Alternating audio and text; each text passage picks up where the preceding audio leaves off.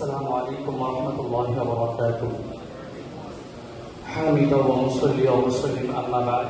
أعوذ بالله من الشيطان الرجيم. بسم الله الرحمن الرحيم. هو الذي جعلكم خلائف في الأرض فقال رسول الله صلى الله عليه وسلم عليكم بالسبيل والسنة أو كما قال عليه الصلاة والسلام. মহান আল্লাহ তাআলার দরবারে লাখো কোটি শুকর ও সুজুদ। মহান আল্লাহ তাআলা কানজুল খানা কর্তৃক আয়োজিত আজকের এই সিরাত কনফারেন্সে আমাদেরকে আসার এবং রাসূল সাল্লাল্লাহু আলাইহি ওয়াসাল্লামের জীবন থেকে গুরুত্বপূর্ণ বিষয়গুলোকে শোনার তৌফিক দান করেছেন। সবাই বলে আলহামদুলিল্লাহ। সময় খুব দীর্ঘ, এজন্য দীর্ঘ ভূমিকায় যাওয়ার কোনো সুযোগ নেই। আমি আমার মূল আলোচ্য বিষয়ের উপরে কথা বলার চেষ্টা করবো ইনশাআল্লাহ। আমাকে বলা হয়েছে খিলাফত সম্পর্কে আলোচনা করার জন্য। তো খিলাফত সম্পর্কে আলোচনা করতে হলে আগে আমাদেরকে জানতে হবে খিলাফত কাকে বলা হয়। খিলাফত শব্দের শাব্দিক অর্থ হচ্ছে প্রতিনিধিত্ব করা, স্থলাভিষিক্ত হওয়া। অর্থাৎ আল্লাহ রাসূল সাল্লাল্লাহু আলাইহি ওয়াসাল্লাম যখন পৃথিবী থেকে চলে যাবেন, আল্লাহ রাসূল সাল্লাল্লাহু আলাইহি ওয়াসাল্লাম এই পৃথিবীকে যেভাবে পরিচালনা করেছেন তার মতো করে পরিচালনা করার নামই হচ্ছে খিলাফত। ইবনে খালদুন তার মুকদ্দমায় বলেছেন, রাসূল সাল্লাল্লাহু আলাইহি ওয়াসাল্লাম যেভাবে সার্বভৌমত্বকে আল্লাহ তাআলার জন্য একনিষ্ঠ করেছেন, রাসূল সাল্লাল্লাহু আলাইহি ওয়াসাল্লাম যেভাবে আইনকে আল্লাহ এবং তার শরীয়তের কাছে সুপোর্ট করেছেন, ঠিক সেই পদ্ধতিতে পরবর্তী পৃথিবীকে চালানো হচ্ছে মুসলমানদের জন্য ফরজ, এবং এটার নাম হচ্ছে ইসলামী খিলাফত। আসলে ইসলামী খিলাফত কি, এটাকে বুঝতে হলে আগে আমাদেরকে বুঝতে হবে খিলাফত আসলে দুই ধরনের হয়। খিলাফত আসলে দুই ধরনের হয়। এক হচ্ছে খিলাফতুস সুন্নাহ, আর একটা হচ্ছে খিলাফতুস সুলতান। খিলাফতুস সুন্নাহ কাকে বলা হয়? খিলাফতুস সুন্নাহ হচ্ছে রাষ্ট্রের মধ্যে সমস্ত ধরনের ইসলামিক বিধিবিধান বাস্তবায়ন করাকে বলা হয় খিলাফতুস সুন্নাহ। আর খিলাফতুস সুন্নাহ কাকে বলা হয়? এই রাষ্ট্রের মধ্যে যে ইসলামের সমস্ত বিধিবিধান বাস্তবায়িত আছে, এটাকে কার্যকর করার জন্য একজন মানুষকে খলিফা নিযুক্ত করা দরকার। যাকে খলিফা নিযুক্ত করা হবে তাকে বলা হবে খলিফাতুস সুলতান বা খিলাফতুস সুলতান। অর্থাৎ একটা হচ্ছে রাষ্ট্রের শাসন ব্যবস্থা, আরেকটা হচ্ছে রাষ্ট্রের শাসক ব্যবস্থা। রাষ্ট্রের শাসন ব্যবস্থাকে বলা হয় খিলাফত, আর রাষ্ট্রের শাসক ব্যবস্থাকে বলা হয় খলিফা। মনে রাখবেন, আমাদের উপরে সর্বপ্রথম আবশ্যক হচ্ছে রাষ্ট্রের মধ্যে শাসন ব্যবস্থা প্রতিষ্ঠা করা, তারপরে শাসক তৈরি করা। কিন্তু বর্তমান সময়ে আমাদের পরিশ্রমটা উল্টো হয়ে গেছে। আমরা আগে রাষ্ট্রের শাসককে নির্ধারণ করতে চাচ্ছি, তারপরে রাষ্ট্রের মধ্যে ইসলামী শাসন বাস্তবায়ন করতে চাচ্ছি। এটা রাসূলের সুন্নাহ ছিল না, বরং রাসূলের সুন্নাহ ছিল আগে ইসলামের সমস্ত বিধিবিধানকে রাষ্ট্রের মধ্যে বাস্তবায়িত করা, তারপরে একজন খলিফা কি করা, নিযুক্ত করা। যতদিন পর্যন্ত নাকি আমরা রাসূল সাল্লাল্লাহু আলাইহি ওয়াসাল্লামের খিলাফতকে, রাসূল সাল্লাল্লাহু আলাইহি ওয়াসাল্লামের আদলে বাস্তবায়নের চেষ্টা করব, ততদিন পর্যন্ত এই পৃথিবীতে আমরা চেষ্টা করতে পারবো গণতান্ত্রিক মাধ্যমে, ইসলামী গণতন্ত্রের মাধ্যমে নানা উপায়ে আমরা চেষ্টা করতে পারবো খিলাফত প্রতিষ্ঠা করার জন্য। কিন্তু সেই ভোর, সেই সুদিন আমাদের সামনে কোনোদিনই আসবে না। কারণ রাসূল বলেছেন আলাইকুম বিসসাবিলি ওয়াস সুন্নাহ, যদি খেলাফত প্রতিষ্ঠা করতে হয় আমি রাসূল যেভাবে প্রতিষ্ঠা করেছি তোমাদের কাছে ঠিক একইভাবে একই আদর্শে প্রতিষ্ঠা করতে হবে। সম্মানিত হাজরিন, ইসলামী খিলাফত প্রতিষ্ঠা করা যে ফরজ, এই কথা আমাদের নয়, কারণ এই কথা কুরআন মাজিদে আল্লাহ তাআলা বলেছেন, ওয়া ইয ক্বালা রাব্বুকা লিল মালায়েকাতি ইন্নী জাইলুন ফিল আরদি খলিফা, যে আমি ফেরেশতাদেরকে বললাম পৃথিবীতে আমি খলিফা সৃষ্টি করতে যাচ্ছি। অপর এক আয়াতে আল্লাহ তাআলা বলেন, হুয়াল্লাযী জাআলাকুম খালাইফা ফিল আরদ, তিনি তোমাদেরকে জমিনের খেলাফত দান করেছেন। এই খেলাফত অনেক রকম হতে পারে। এই খেলাফত আমি আমার মধ্যে প্রতিষ্ঠা করতে পারি, অর্থাৎ আমার ভিতরে আমি রাসূলের সুন্নাহ প্রতিষ্ঠা করলাম, তার মানে আমি আমার ভিতরে খেলাফত প্রতিষ্ঠা করলাম। আমার পরিবারে আমি ইসলামের আদর্শ প্রতিষ্ঠা করলাম, তার মানে আমার পরিবারে আমি ইসলামের আদর্শ প্রতিষ্ঠা করলাম। আমার সমাজে আমি ইসলামকে বাস্তবায়ন করলাম, তার মানে আমি আমার সমাজে খেলাফতকে বাস্তবায়ন করলাম। আমি আমার রাষ্ট্রে ইসলামকে বাস্তবায়ন করলাম, তখন হবে পূর্ণাঙ্গ খেলাফতের বাস্তবায়ন। রাষ্ট্রে ইসলাম কেন দরকার? কারণ রাষ্ট্রে যদি ইসলাম না থাকে, ইসলামের অনেক বিধান বাস্তবায়ন করা সম্ভব না। যেমন ইসলামের একটা বিধান হচ্ছে, কেউ যদি কাউকে অন্যায়ভাবে হত্যা করে তার বিধান তাকে হত্যা করা, কেউ যদি চুরি করে তার বিধান হাত কাটা, কেউ যদি জিনা করে তার বিধান রজম মেরে হত্যা করা, কেউ যদি রাসূলুল্লাহকে গালি দেয় তার একমাত্র বিধান হত্যা করা। কিন্তু যদি আপনার কাছে খিলাফত না থাকে, রাষ্ট্রীয় ব্যবস্থা না থাকে, এই ফরজগুলো আপনি আদায় করতে পারবেন না। একটা উদাহরণ দিই, ওযু করা কি? ওযু করা কিন্তু ফরজ না, কিন্তু নামাজ পড়া কি? ফরজ। কিন্তু কোন মানুষ যদি নামাজ পড়তে যায় তখন তার জন্য ওযু করাও ফরজ, কারণ তার নামাজটা ওযু ছাড়া কোনোদিনই সম্ভব না। তো আমরা বলতে পারি খিলাফত প্রতিষ্ঠা করা ফরজ না, কিন্তু কিসাস প্রতিষ্ঠা করা ফরজ। খিলাফত প্রতিষ্ঠা করা ফরজ না, চোরের শাস্তি বিধান করা ফরজ। খিলাফত প্রতিষ্ঠা করা ফরজ না, জিনার শাস্তি বাস্তবায়ন করা ফরজ। আর একটাও আপনি খিলাফত ছাড়া কি করতে পারবেন না, প্রতিষ্ঠা করতে পারবেন না। যেহেতু এগুলো বাস্তবায়ন করার জন্য খিলাফত দরকার, এজন্য খিলাফত কায়েম করাও আমাদের জন্য ফরজ। প্রশ্ন হচ্ছে এই খিলাফত কায়েম হবে কিভাবে? এই খিলাফত কায়েম করতে হলে আমাদেরকে সেই পদ্ধতিতেই খিলাফত কায়েম করতে হবে যে পদ্ধতিতে আল্লাহ রাসূল সাল্লাল্লাহু আলাইহি ওয়াসাল্লাম এই ভূখণ্ডের মধ্যে খিলাফত কায়েম করেছেন। দেখেন আল্লাহ রাসূল সাল্লাল্লাহু আলাইহি ওয়াসাল্লাম খিলাফতকে কি পরিমাণ গুরুত্ব দিয়েছেন। এক হাদিসে আল্লাহ রাসূল সাল্লাল্লাহু আলাইহি ওয়াসাল্লাম বলেন, মান মাতা ওয়া লাইসা ফি উনুকিহি বাইআ, যে ব্যক্তি মৃত্যুবরণ করলো কিন্তু সে কোনো খেলাফতের অধীনে না, মাতা মাইতাতান ফিল জাহিলিয়া, সে যেন জাহিলিয়াতে মৃত্যুবরণ করলো। তাহলে বলেন এই যে আমাদের পৃথিবীতে বর্তমানে খিলাফত নাই, আজকে আমরা মৃত্যুবরণ করলে আমাদের মৃত্যুটা কিসের মৃত্যু হবে? জাহিলি যুগের মতো মৃত্যু। কেন?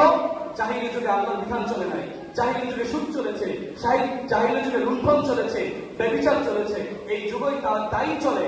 জাহিলি যুগে যেমন বিচার ছিল না, এই যুগেও বিচার নাই। আমার জীবন ব্যবস্থার সাথে জাহিলি যুগের জীবন ব্যবস্থার কোনো পার্থক্য আছে? নাই। আমার জীবন ব্যবস্থার সাথে জাহিলি যুগের জীবন ব্যবস্থার সাথে মৌলিকভাবে পার্থক্য নাই। এজন্য যদি কেউ এখন বর্তমানে মারা যায় তাহলে বড় বেশি জাহিলি যুগের মতো মৃত্যুবরণ করেছে। কিন্তু মুফাসসিরিনে কেরাম বলেন এই যুগে খিলাফত নাই, কিন্তু কারো যদি খিলাফত কায়েম করার শক্ত থাকে, কেউ যদি খিলাফত কায়েম করার মিশনে নিজেকে রত রাখে, তাহলে তার মৃত্যুটা জাহিলি মৃত্যু হবে না, যেহেতু সে চেষ্টার মধ্যে ছিল। এজন্য সে জাহিলিয়াতের মৃত্যু থেকে কি পেয়ে যাবে? মুক্তি পেয়ে যাবে। অনেক বড় প্রশ্ন যে আমরা গণতন্ত্রের মাধ্যমে খিলাফত কায়েম করতে পারবো না, তাহলে বর্তমান পৃথিবীতে খিলাফত কায়েম হবে কিভাবে? তো আমাদের কাছে রাসূলের আদর্শ আছে। আল্লাহ রাসূল যেভাবে খিলাফত কায়েম করেছেন, আমাদের কাছে একই আদর্শ, একইভাবেই আমাদেরকে খিলাফত কায়েম করার জন্য অগ্রসর হতে হবে। আল্লাহ রাসূল কিভাবে খিলাফত কায়েম করেছেন? কুরআনের ঘোষণা, ওয়া'দাল্লাহু আল্লাযীনা আমানু মিনকুম ওয়া আমিলুস সালিহাত লা ইস্তাখলিফান্নাহুম ফিল আরদ, যদি তোমরা ঈমান আনো সৎ কাজ করো তোমাদেরকে খলিফা বানানো হবে। তার মানে বুঝলাম খেলাফত কায়েম করার জন্য সবার আগে কাজ শুরু করতে হবে আমার ভিতর থেকে। আমার ঈমান আনতে হবে, আমার আমলকে ঠিক করতে হবে। এই দুইটা কাজ শুরু করতে পারি, খিলাফার সূচনা শুরু। তারপরে কাজ কি? তারপরে কাজ হচ্ছে দাওয়াত। আল্লাহ রাসূল সাল্লাল্লাহু আলাইহি ওয়াসাল্লাম ঈমানের পরে সবচেয়ে বেশি মেহনত করেছেন দাওয়াতের ময়দানে। বর্তমান সমাজে সবচেয়ে দুর্বল পয়েন্ট হচ্ছে আমরা দাওয়াত ফিল্ডে অনেক দুর্বল। মুসলমানদের পরস্পরে দাওয়াত নাই, মুসলমানদের পারিবারিক অঙ্গনে দাওয়াত নাই, মুসলমানের সমাজে ইসলামের দাওয়াত নাই। আর বিধর্মীদের কাছে দাওয়াত তো প্রশ্নই আসে না। বিধর্মীদের কাছে দাওয়াত দিতে গেলে বলবে সাম্প্রদায়িক দাঙ্গা বাজাইতে আসছে। অথচ বিধর্মীদের কাছে ইসলামের দাওয়াত পৌঁছানো এটাও তো রাসূলের সুন্নাহ, ঠিক কিনা বলেন? রাসূলকে এটা একদিন বাস্তবায়ন করেছেন না গোটা 23 বছর এই আমল করেছেন? গোটা 23 বছর বিধর্মীদের কাছে দিন পৌঁছানোর তাগিদে তিনি পথে প্রান্তরে তায়েফ থেকে নিয়ে সেই সুদূর মদিনা পর্যন্ত গিয়েছেন। আমরা কয়েকদিন আমাদের পার্শ্ববর্তী হিন্দুদের কাছে দাওয়াত নিয়ে গেছি। এই দাওয়াত নিয়ে যাকে উগ্রতা বলা হবে, সাম্প্রদায়িকতা বলা হবে, অথচ এটা আমার রাসূলের সুন্নাহ। আপনি কি তাহলে এই সুন্নাহকে সাম্প্রদায়িকতা বলবেন? আপনি কি এই সুন্নাহকে উগ্রতা বলবেন? আপনি কি এই সুন্নাহকে জঙ্গিবাদ বলবেন? তাহলে আপনার ঈমান কি থাকবে? এই প্রশ্ন আমাদেরকে করতে হবে। অতএব ঈমান এবং আমলের পরে সবচেয়ে খিলাফত প্রতিষ্ঠার জন্য কার্যকরী যে মাধ্যম সেটা হচ্ছে দাওয়াত। কেমন দাওয়াত? কোন দাওয়াত? সেই দাওয়াত যে দাওয়াত রাসূলুল্লাহ দিয়েছেন, যে দাওয়াত সাহাবায়ে কেরাম দিয়েছেন, যে দাওয়াত খুলাফায়ে রাশিদিন দিয়েছেন, যে দাওয়াত খুলাফায়ে আদিলা দিয়েছেন। যখন আমরা দাওয়াত দিব, দাওয়াতের মডেল তৈরি হবে, তখন আমাদের সামনে দুইটা পথ আসবে। এই দেশ আমাদের অনুকূলে হয়ে যাবে, অথবা এই দেশ ইসলামকে সহ্য করতে না পেরে ইসলামের বিপরীত অবস্থান গ্রহণ করবে। এই দেশ মদিনার ভূমিকায় আসবে, নাহলে এই দেশ মক্কার ভূমিকায় আসবে। এই তো রাসূল দাওয়াত দিয়েছেন দুই জায়গায়, মক্কা এবং মদিনায়। আমরা যখন এই সমাজে দাওয়াত দিব, এই সমাজ মক্কার কাফেরদের ভূমিকা অবলম্বন করবে, নাহলে এই সমাজ মদিনার মুমিনদের ভূমিকা অবলম্বন করবে। যদি এই সমাজ মদিনার মুমিনদের ভূমিকা অবলম্বন করে, বাস তাহলে হলোই সোনালী খিলাফা আবার প্রতিষ্ঠা হয়ে যাবে। আর যদি এমন হয় এই দেশ মদিনার মুমিনদের আচরণ না করে বরং আমাদের দাওয়াতের বিপরীতে তারা মক্কার কাফেরদের আচরণ করে, তাহলে আমাদের জন্য হিজরতের পথ খোলা আছে। সুবহানাল্লাহ। তাহলে আমাদের কাজ কি? তখন খিলাফা কায়েম করার জন্য কি করতে হবে? হিজরত করতে হবে। হিজরত রাসূল সাল্লাল্লাহু আলাইহি ওয়াসাল্লামের সুন্নাহ। বলেন আমাদের জীবনে হিজরত নিয়ে আলোচনা হয়েছে কোন দিন? আর হিজরত করার নিয়ত করছি কে কোন দিন?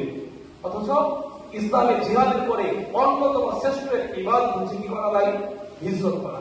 হিজরতের আমল নিয়ে আলোচনা নাই কেন? হিজরত কি আল্লাহ রাসূলের সুন্নাহ না? হিজরত কি সাহাবায়ে কেরামের সুন্নাহ না? সাহাবায়ে কেরাম কি মক্কা ত্যাগ করেন নাই? মক্কা কি জাজিরা থেকে কম দামি কোনো জায়গা? আমার শহর রাসূলের শহর থেকে দামি না, আমার বাড়ি রাসূলের বাড়ি থেকে দামি না, আমার মসজিদ রাসূলের মক্কা থেকে কিনা দামি না।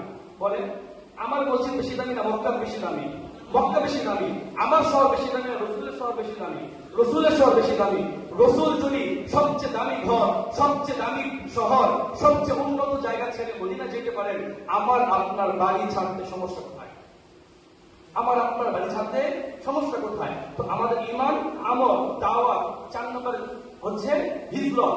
যখন একদল হিজরত করবে তখন মদিনার সাহাবীরা যেমন আনসার হয়ে গেছিল, আরেকদল কি দরকার পড়বে? আমাদের আনসার দরকার পড়বে। অতএব হিজরতের সাথে সাথে একদল মুমিন এমন তৈরি করতে হবে যারা আনসারের ভূমিকায় মুমিনদেরকে আশ্রয় দেওয়ার জন্য কি থাকবে? প্রস্তুত থাকবে। ইনশাআল্লাহ যখন এই আমলগুলো চলে আসবে, অবশ্যই এই ভূমিতে খিলাফত কায়েম হবে। তারপরও যদি খিলাফত কায়েম না হয়, হতে পারে যে এত কিছুর পরও, এত কোরবানির পরও কি হয় নাই, এই দেশে খিলাফত কায়েম হয় নাই। তার আমাদের জন্য সর্বশেষ মারহালা জিহাদ ফি সাবিলিল্লাহ, আল্লাহর রাস্তায় জিহাদ করা তখন আমাদের জন্য ফরজ হয়ে যাবে। তখন জিহাদের মাধ্যমে এই ভূমিতে খিলাফত প্রতিষ্ঠা করতে হবে। কোরআনের ঘোষণা, ওয়াকাতিলুহুম হাত্তা লা তাকুনা ফিতনা, আর যুদ্ধ করো, কাফেরদেরকে জমিনের সাথে মিশিয়ে দাও, ততদিন পর্যন্ত যুদ্ধ করতে থাকো যতদিন পর্যন্ত না খোদার জমিনে খোদার দিন কায়েম হয়। ঠিক কিনা বলেন? ইনশাআল্লাহ। যদি আমাদেরকে দাওয়াতের পথে যাওয়ার পরে এই দেশের খিলাফত কায়েম না করতে হয়, প্রয়োজনে হিজরতের ভূমিকায় রাখতে হবে, আনসারের ভূমিকায় রাখতে হবে। তারপর যদি সমাধান না হয়, মুজাহিদের ভূমিকায়, তরবারি হাতে, আধুনিক যুগের সবচেয়ে আধুনিক অস্ত্র হাতে নেমে হলেও এই ভূমিকে খোদার জমিনে খোদার দিন কায়েম করতে হবে ইনশাআল্লাহ। সকলে বলি মাশাআল্লাহ।